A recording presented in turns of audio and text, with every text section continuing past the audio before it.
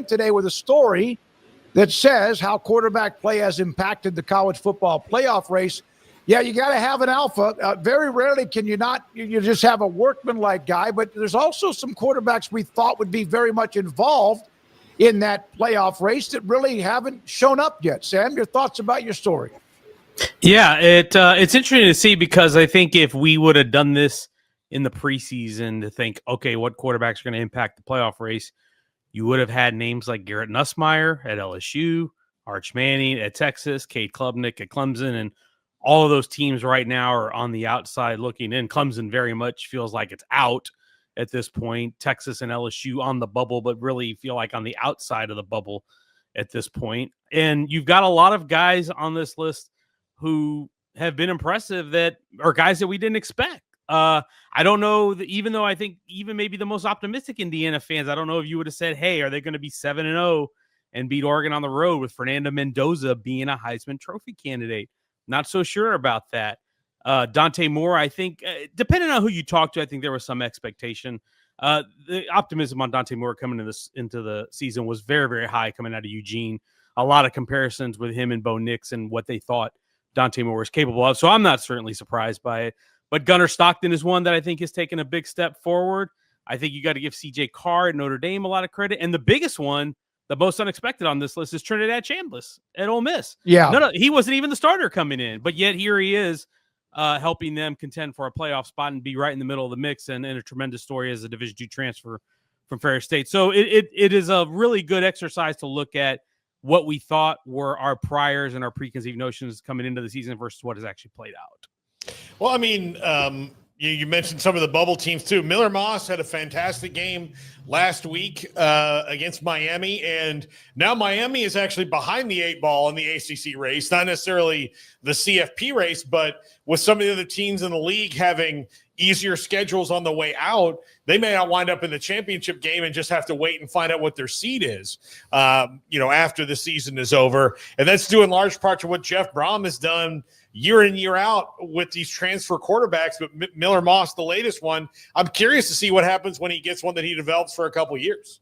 Yeah, no doubt. We think about Jack Plummer a few years ago, what he did with him. Tyler Shuck, I thought he did a tremendous job with Shuck last year. And now Miller Moss, who I thought was solid early last year at USC, eventually got benched, though.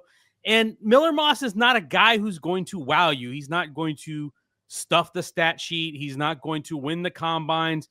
I feel like he's the definition of a solid, capable quarterback. He's going to get the ball out quick. He's going to distribute it accurately to where he needs to get.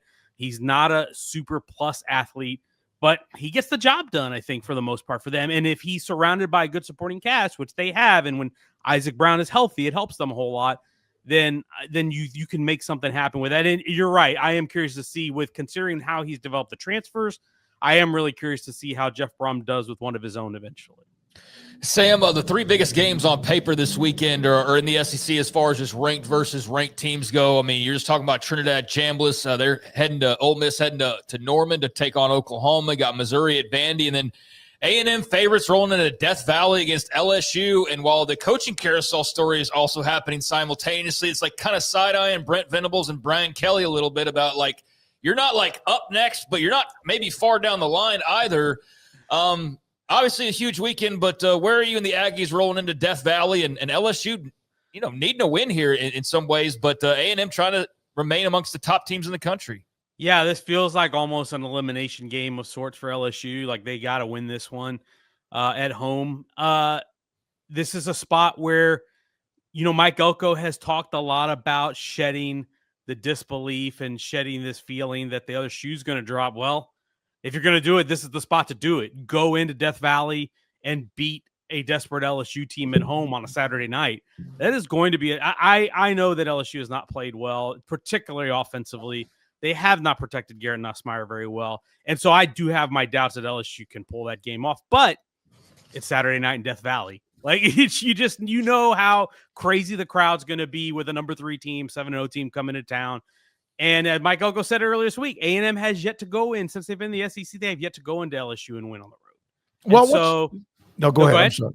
No, I say it's a really tough task. Now, that said, when I look at these teams, LSU, they haven't been as explosive offensively as you thought they would be, considering the weapons they got for Garrett Nussmeier and what they did in the transfer portal. And I look at A&M offensively. I think A&M can outscore them. And I have my questions as to, with A&M's front playing the way it is, if LSU is going to keep Garrett Nussmeier clean, because they certainly haven't really in recent weeks. And so this matchup favors A&M a whole lot. It's just a matter of, can they make sure they play some mistake-free football? They don't have some of the issues they had defensively last week at Arkansas, which was a little bit messy. If they can avoid some of that, then you feel really good. If you do see some breakdowns on the back end defensively, then alter off. Here's something that I think Paul sent this out, but from footballscoop.com. SEC teams were 2-6 on the back end of playing consecutive conference road games last year, and are 0-3 in that scenario so far this year. Teams playing back-to-back road games: A&M, Ole Miss, Missouri, Tennessee, and Texas. So even if part of that trend works, then we're going to have more shuffle inside the top 25.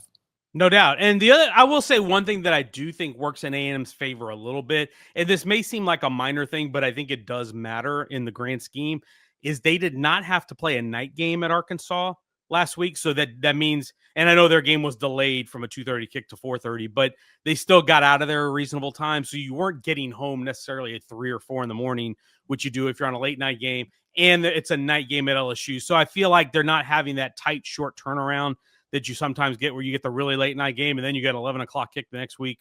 I feel like that throws some teams off, but it'll be interesting. Like I said, Brian Kelly, it's a big moment for him and his team. They've got to get it together, and Elko and A&M are full speed ahead trying to contend for the college football playoff and the SEC title. So really, really big stakes there. What do you think about Talon Green and the potential for a consistently good quarterback coach if Arkansas can bring one in next year, should he not transfer? Yeah, he's a really talented guy. I think you saw what he could do last week against A&M, and really, since he's been there and since Bobby Petrino has been the play caller, I think he's a guy that you look at, the traits are really good. He's big. He's got a strong arm. He's very mobile. He's got a really good sense, just a really good feel for everything on when to take off, when to throw the ball, how to make plays, how to keep himself alive in the pocket and outside the pocket and extend plays. And he's such a tremendous asset for that team. I think, honestly, it wouldn't be shocking to me to see him get some NFL run. Maybe a second day pick, possibly. I don't know. I'm not a draft Nick or a draft scout, so I can't say for sure. But when you look at all the tools and the traits, they're really appealing. So it wouldn't shock me if that was in the mix for him as well. But a really talented guy who I think is making the most of the opportunity. They just don't have a defense that can stop it. They're one of the best, most productive teams offensively in the country. If they had a defense that could get some stops, then they'd be in a lot better shape than they are. And maybe Sam Pittman would still have a job. What did you make of kind of the, Big 12 getting turned on its head a little bit last weekend with Texas Tech suffering their first loss, and then BYU, the huge win there in the Holy War? I guess that doesn't upend things dramatically, but just so much focus was on Texas Tech. So what are your thoughts kind of coming out of that game on them and the bigger picture at large, especially now with BYU and Cincinnati being on top of the conference standings right now? Cincinnati, put some respect on the name of Brandon Sorsby at the Bearcats. I mean, he is playing about as well as anybody in the country at his position right now, and to see them in the mix right now is pretty awesome. Good for Scott Satterfield. I know a lot of people were down after last year didn't go quite the way they wanted, but they're up and rolling. I think they've done a really good job with that roster and how they constructed it this offseason. So interested to see them in the mix, and definitely a surprise team that's right now on the playoff bubble. They are on the college football playoff bubble right now. So I don't know how many people would have said that coming into the season. As for Texas Tech, you knew there was going to be a hiccup somewhere. I felt, especially with Baron Morton's health. I think we love Will Hammond. All of us who've seen Will Hammond play think he's really talented. Going on the road against a really good team is tough. And he saw that. It was through 3 quarters last week. He only had 88 passing yards. Now, what I am encouraged by for Texas Tech is the way they finished that game, which was, hey, they're down a couple scores. They end up coming back. They make some big plays on offense. They make some big plays on special teams. They make some stops on defense. And, oh, by the way, if David Bailey doesn't get a roughing the passer call on 4th and goal, one of those touchdowns isn't on the board for Arizona State. So that game in some ways was a little bit closer down the stretch than you would have thought. And then, they go ahead and go take the lead. And then we know what Arizona State did to end up winning it. But I was impressed that Texas Tech didn't quit and that they didn't allow the frustration to overcome them. And with the young quarterback and with the hostile atmosphere, they still came back and took the go-ahead lead.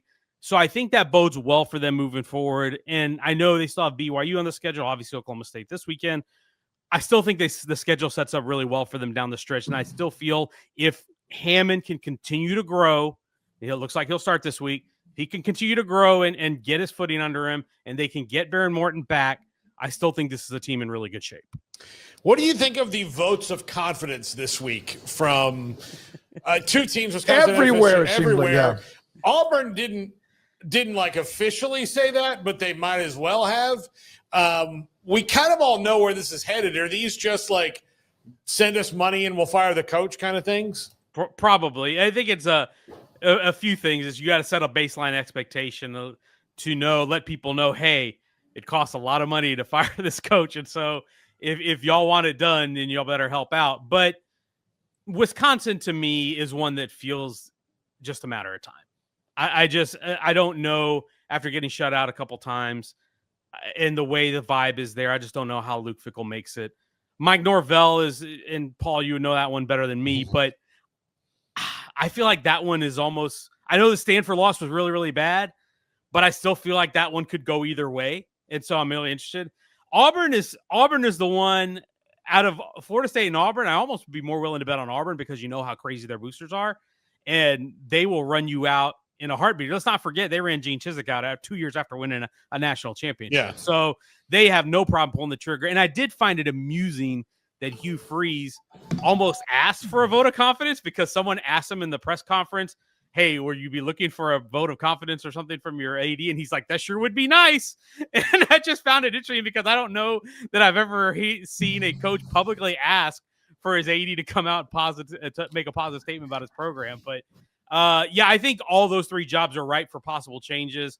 If I had to rank them in order of how certain I feel on them, I would say Wisconsin 1, and then I would probably put Auburn 2, slightly above Florida State. It's amazing some of the names. Like Florida, obviously a huge name for a program that's in the middle of this. Penn State, a big, huge name. And before it's all said and done, somebody, I think it will be you, will write something about the overall amount of money that's buyout and with assistance and then on top of that, how much money spent on going around the country interviewing and bringing in a new staff and coach. It's going to be maybe 150, 200 million before it's said and done. Yeah, we're already into 9 figures right now. I think with all the coaches that have been fired to this point, we're already past the $100 million mark in buyouts committed. Now, on James Franklin, they do have some offset language in there that could mitigate that one quite a bit, and that's important. But a lot of these don't. Like Billy Napier's, I don't believe has any offset language, and so that one is 21 plus million. And that's what it is. And that's where the coaches, and that's where I'm interested in this next coaching cycle to see, does that change? We didn't see it change with Indiana just now. They just gave Kurt Signetti an extension and guaranteed him 90 plus million. I don't know how common that's going to be anymore. I think, and that one I think is a little bit of a special circumstance because it's Indiana and they've never had this type of success and a coach take them to this level. So I understand why you would do that. But I do think in this next round of 12, 15, 20, however many hires we end up with in this cycle, I think you are going to see the buyouts be a little bit smarter because the other reason is you cannot commit that much money to a coach because you still have to have money to pay the players. And if you don't have the players, the coach is not going to win anyway. Mm-hmm. Yep. They also need to stop negotiating against themselves. Like that's one of the things they do. It's so crazy. I did a story for Sikkim365.com like 4 years ago. And I called like several ADs that I know and asked them, do you feel like you're negotiating against yourself a lot of times when you do this? And all three of them to a man said, yes, I do. It's just the nature of the thing, but it's hard to go, you know what? Fine. Take that other job. Go ahead. But that's kind of what they need to do. Yeah. Because go ahead. Because they're like, your coach is not Nick Saban. He's Right. not. Like, Right. so just let him go if he really wants to go. So I talked to an AD about this summer, and here are the two driving factors that create this situation of the buyouts. It's the fear, number one, the fear of we lose our guy, and then what if the next guy is not good enough and is not up to the level that we are right now? Number two is the cost of replacing him. So if you say, let's say your coach right now is getting paid $7 million a year, but you're a really good program and you're doing really well, and you know the top of the market is $11 million. So if you lose your $7 million coach, but then you have to go swipe another coach, you're going to have to pay 10 or 11 anyway to get that guy.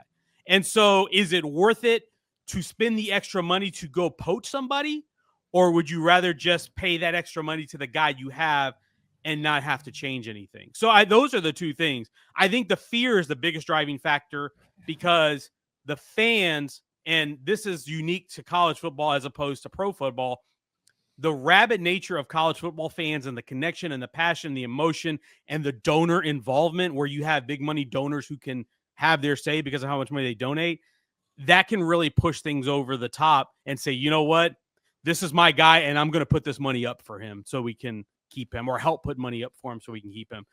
And so that, I think, is the biggest factor. But then the next biggest factor is, I think, you factor in the cost of, well, in order to poach somebody else, you're going to have to give a raise anyway, unless you're willing to take the risk and gamble on someone who's of a lower profile and maybe not as proven. And a lot of your alumni and fans will rake you over the coals if you let a proven coach walk and you're going to hire an unproven one. Sam, how big of a deal is it for Willie Fritz and the Cougs to be bowl eligible right now? God, huge deal. I would not have pegged it to be this soon. I did think they were going to be a bowl team this year, but I thought they'd be 6-6 or 7-5. I thought 7-5 was the ceiling for this team. To be sitting here at 6-1 and actually technically in Big 12 championship game contention is remarkable.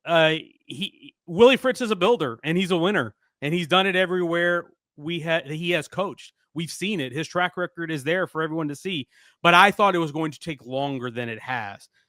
They poured out an entire offensive line. So you wondered, hey, is that going to work out the way you hope it is?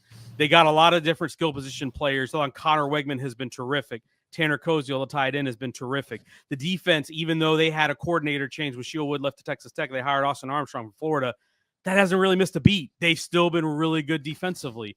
And so a testament to Willie Fritz, that personnel staff, that coaching staff, and those players, they have done an excellent job. And the fact that they're, even if they were to finish 7-5 and they don't have a strong finish in November, this is still a good positive season for Houston. First bowl since 2022, and definitely a sign of things to come for him. I think he's definitely now going to be a Big 12 title contender sooner rather than later.